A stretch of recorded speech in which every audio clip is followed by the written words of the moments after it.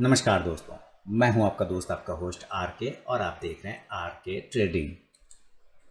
दोस्तों, अगर आप मेरे निफ्टी के हैवी वेट स्टॉक एनालिसिस को देखते हैं तो उम्मीद करता हूं कि आपने वहां पर जो मैं डेली हैवी वेट 50 स्टॉक के एनालिसिस करता हूं अलग अलग सेक्टर से, उसे मैं एक स्टॉक के बारे में हमेशा बताता रहता हूं कि इस स्टॉक्स में अब मूवमेंट आने वाला है, इस स्टॉक्स में अब आपको पोजीशन बनाने का समय आ गया। तो ये साप्ताहिक वीकली शेयर मैं आपके सामने लेकर आया हूं।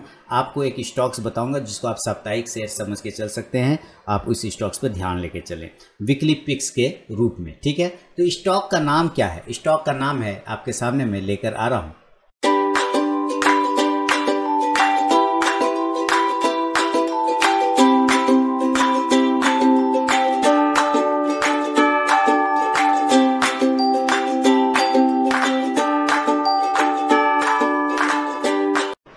स्टॉक का नाम है दोस्तों सीएट लिमिटेड का स्टॉक्स है। मैं स्टॉक्स के नाम आपको देखिए, यहाँ आप अगर बैकग्राउंड में देख पा रहे तो यहाँ पे भी नाम दिख रहा होगा, और इस यहाँ पे भी सीएट लिमिटेड का स्टॉक्स है, नाम लिखा हुआ। स्टॉक्स के नाम में लिख देता हूँ। स्टॉक का नाम है सीएट लिमिटेड, सबसे पहले ही बता दिया। इसके लेवल की बात करेंगे, लेकिन पहले कुछ चीज़ों को समझ लेंगे कि किस तरह से आपको समझना है, चार्ट को पकड़ के चलने की कोशिश करना है। तो सबसे पहले चार्ट को समझेंगे। मैं हैवी वेट स्टॉक्स में अक्सर इसकी बात करता रहता हूँ, बताता भी रहता हूँ लेवल। अगर उम्मीद है आपने देखा होगा तो रोज़ देखते होंगे तो आपको पता चलता होगा। देखिए सीएट में सबसे पहले तो आपको ये पता है, ये अप्रैल का यहाँ पे आप चार्ट देख रहे हैं। अप्रैल में एक ने गोल्डन अपॉर्चुनिटी सीएट ने हम लोगों को दिया था, 600 के आसपास में ये आ गया था। 600 के आने के बाद जैसा कि आपको पता है कि आपका जो लाइफ है और जो हमारा मार्केट है, यानी दोनों सेम चलता है। देखिए ये कोरोना काल में हम लोग बीमार पड़ गए, तो स्टॉक भी क्या हुआ, बीमार पड़ गए। कोरोना में फिर वैक्सीन आया, तो फिर ये हम लोगों को वैक्सीन स्टार्ट हुआ तो कुछ स्वास्थ्य में सुधार आया, तो इस स्टॉक में भी सुधार आ गया ऊपर में। उसके बाद सेकेंड वेव आया तो फिर ये गिर गया। सेकेंड वेव मतलब कहने का मतलब बीच में वो गिर गया सेकेंड वेव ने। उसके बाद स्टॉक में फिर रिकवरी आया तो ऊपर गया। तो जैसे हमारे लाइफ में रिकवरी आता है वैसे स्टॉक्स में भी रिकवरी आता है। और देखिए एक प्राइस चैनल में ये स्टॉक फंस गया आके। ये यहाँ से जो रिकवरी आया और ये जो प्राइस चैनल है, इसके बीच में इसने दो काम किए। यहाँ से इसने एक फ्लैग पैटर्न को डेवलप कर लिया, यहाँ से इसने एक फ्लैग पैटर्न को डेवलप किया, और उसके साथ ही एक प्राइस चैनल को डेवलप किया। तो फ्लैग पैटर्न का ब्रेकआउट तो नहीं हो पाया, तो छोड़ दिया गया वहाँ पे। स्टॉक्स कंटिन्यू इस प्राइस चैनल में ट्रेड करता रहा, और अंत में क्या हुआ कि स्टॉक यहाँ पे एक्यूमुलेशन एरिया में था, उस एक्यूमुलेशन एरिया को ब्रेक करके ऊपर चला गया। वापस स्टॉक एक साइडवेज जोन में फंसा, और ये कब फंसा साइडवेज जोन में? ये साइडवेज जोन में फंसा है 4 दिसंबर 2020 माने दिसंबर मंथ 2020 के आसपास में साइडवेज जोन में फंस गया। आप इसको डिस्ट्रीब्यूशन एरिया भी समझ सकते हैं। ये आपका एक्यूमुलेशन एरिया था, ठीक है, और ये डिस्ट्रीब्यूशन एरिया था, एसी था और ये डीसी था। तो यहाँ से क्या हुआ, डिस्ट्रीब्यूट कर दिया गया, बड़े लोगों ने यहाँ से माल निकाल के बेच दिया, हटा दिया, तो स्टॉक भी गिर गया नीचे। फिर यहाँ से सेकेंड आया जब जनवरी 2021, तो स्टॉक्स ने फिर से रनिंग पकड़ा, और रनिंग पकड़ने के बाद जब मार्च में दोबारा सेकेंड वेव आया तो स्टॉक ने फिर एक गिरावट नीचे की साइड में दिखाया था। सेम कंडीशन यहाँ से, ठीक है, सेम कंडीशन यहाँ से स्टॉक्स ने नीचे गिरावट किया, और ठीक आप देखेंगे जैसे यहाँ से ऊपर गया है इस तरह से, तो स्टॉक यहाँ से भी ऊपर जा रहा था, क्लियर। फिर स्टॉक यहाँ से नीचे आया, तो आप देखेंगे स्टॉक यहाँ से नीचे आया फ्लैग बनाते हुए, तो स्टॉक यहाँ से भी आप देखेंगे कि नीचे आ गया था। उसका ब्रेकआउट करके ऊपर चला गया, और अभी स्टॉक, अब आप इस समय को देखिए कि जब स्टॉक इस जोन पे अपने आप को होल्ड कर रहा है बहुत अच्छे तरीके से। देखिए मैं थोड़ा सा जूम करता हूँ, फिर आपको और भी क्लियरिटी आ जाएगी। मैं थोड़ा सा जूम करता हूँ खासकर, ठीक है। अब देखिए धीरे धीरे मैं जूम करता जा रहा हूँ, तो आप क्या पता कर पा रहे हैं, आप यहाँ पे ये देख पा रहे हैं कि स्टॉक जो ये पुराना जोन था, इसी जोन के पास में एक बार दोबारा टच किया, और तिबारा टच किया, चौबारा टच किया, 4 बार इस एरिया को उसने टच किया, लेकिन इस एरिया के नीचे नहीं आया। इसका मतलब ये एरिया हमारा क्या बना लिया इसने? आप सोचिए कि ये एरिया क्या बन गया,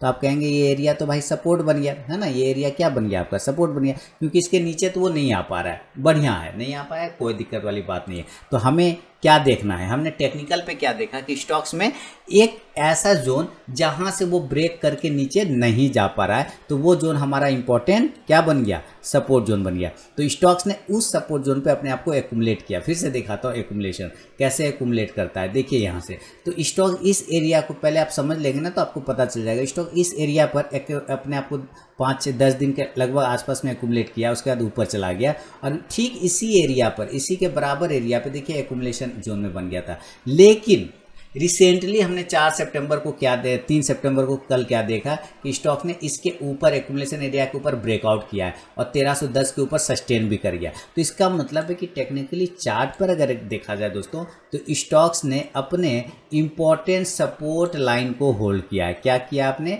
इम्पोर्टेंट सपोर्ट लाइन को स्टॉक्स ने होल्ड किया। क्लियर ना? ये होल्ड कर लिया।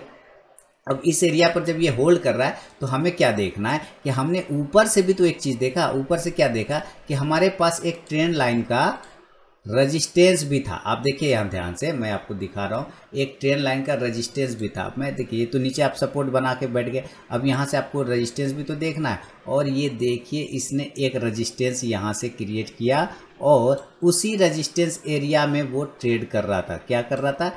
ट्रेड कर रहा था। देखिए ना, नीचे भी एक ट्रेंड लाइन है और साथ ही साथ हम ये भी देख रहे थे कि नीचे के एरिया में भी जो, यहाँ से अगर मैं एक लाइन ड्रॉ कर दूँ तो आपको पता चल जाएगा। यहाँ से एक लाइन ड्रॉ करता हूँ मैं, तो यहाँ पता चल रहा है कि स्टॉक एक ट्रायंगल पैटर्न में फंस गया। साथ ही हम ये भी देख पा रहे हैं, इसके साथ साथ क्या देख पा रहे हैं कि स्टॉक यहाँ पर सपोर्ट पकड़ा, स्टॉक यहाँ पे सपोर्ट पकड़ा, स्टॉक यहाँ पे सपोर्ट पकड़ा और अब फाइनली स्टॉक्स ने इसी प्राइस के ऊपर क्या किया है? ब्रेकआउट कर दिया। देख रहे हैं, ध्यान से देखिए क्या किया है? ब्रेकआउट कर दिया है, सॉरी ब्रेकआउट कर दिया। यहाँ से इसे घूम के देखिए, है ना, यहाँ पर क्या किया इसने? ब्रेकआउट कर दिया। मैं वापस ले आता हूँ, यहाँ पे क्या किया इसने? ब्रेकआउट कर दिया। ठीक है, जब ये ब्रेकआउट कर रहा है यहाँ पर तो इसका मतलब क्या है?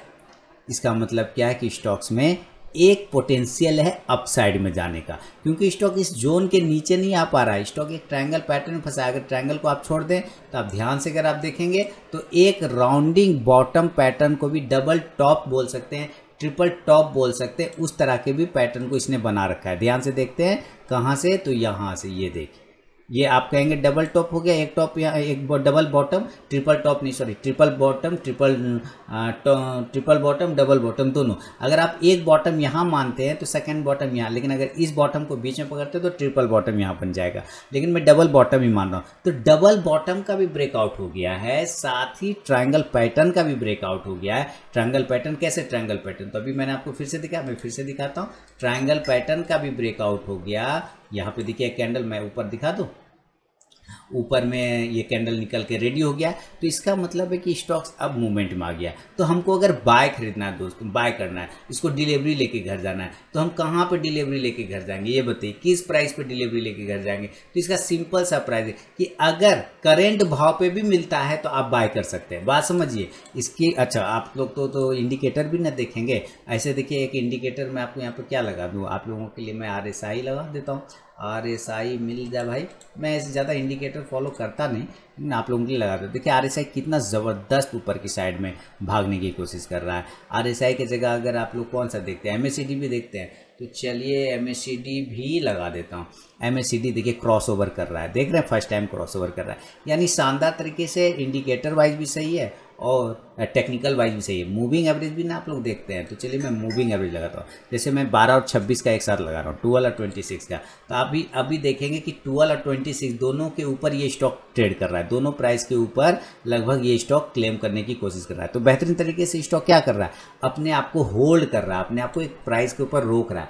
तो हमें अगर बोला जाए C8 में शॉर्ट टर्म कॉल के लिए, तो बिल्कुल हम लोग C8 को लेके जाएंगे वीकली पिक्स के तौर पे, कहीं कोई प्रॉब्लम नहीं है। हम लोग बाय करेंगे, करेंट भाव पे भी बाय कर सकते हैं, यानी कि आप 1310 पे भी बाय कर सकते हैं और 1320 के पास भी बाय कर सकते हैं। बाय इन बिटवीन 1310 बिटवीन 1320, यानी 1310 से लेके 1320 के आसपास में मिलता है। तो ज़रूर हमें बाय का पोजीशन यहाँ पे बनाना चाहिए। अब अगर स्टॉप लॉस की बात कर लें तो हमारा स्टॉप लॉस कितना होगा? देखिए इसी प्राइस को स्टॉक नहीं तोड़ रहा है, नीचे के प्राइस को, है ना। तो हम यहाँ पे स्टॉप लॉस आप चाहें तो 1270 रुपये का भी रख के चल सकते हैं। कितने का स्टॉप लॉस लगा लेंगे हम? 1270 रुपये का भी स्टॉप लॉस लगा लेते हैं, स्टॉप लॉस 1270। और टारगेट की बात करें तो मेरा फाइनल टारगेट हमारा बड़ा वाला रेजिस्टेंस एरिया होगा, जहां पर से स्टॉक्स ने एक ट्रायंगल का लेवल लगाया, और वो है हमारा 1440 रुपये का। कितने का आ रहा है? 1440 रुपये का टारगेट। 1440 रुपये का एक टारगेट। लेकिन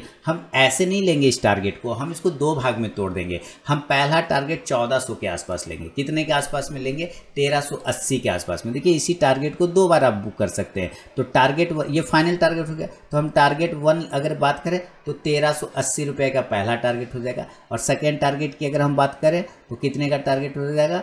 1440 रुपये का। बात समझ रहे हैं? 1380 और दूसरा टारगेट 1440। तो ये दो टारगेट हो गया, टारगेट 1 टारगेट 2, यानी फाइनल टारगेट यही है। क्यों खरीदेंगे? टेक्निकली चार्ट काफ़ी बुलिश है और साथ ही हमारा मूविंग एवरेज इंडिकेटर RSI जो भी आप देखते हैं वो सारे हिसाब से स्टॉक काफ़ी बेहतरीन मूवमेंट में स्टॉक फंसा हुआ है और उसको ब्रेकआउट कर चुका है सक्सेसफुली। तो सक्सेसफुली ब्रेकआउट होने की वजह से ही स्टॉक को किया गया। स्टॉक काफ़ी दिनों से एक्यूमुलेट कर रहा था एक एरिया पर। तो उम्मीद करता हूँ रीज़न के साथ विज़न भी मैंने आपको बता दिया है। दोस्तों अगर ये चीज़ें पसंद आती है तो कमेंट का बॉक्स ओपन है। थोड़ा सा कष्ट करके मेरा मोटिवेशन मुझे भी चाहिए होता है, तो एक मोटिवेशन वाला कमेंट लिख दें तो बढ़िया बात है। चलिए मिलूंगा नेक्स्ट वीडियो में। वीकेंड एंजॉय कीजिए, तब तक के लिए बहुत बहुत धन्यवाद।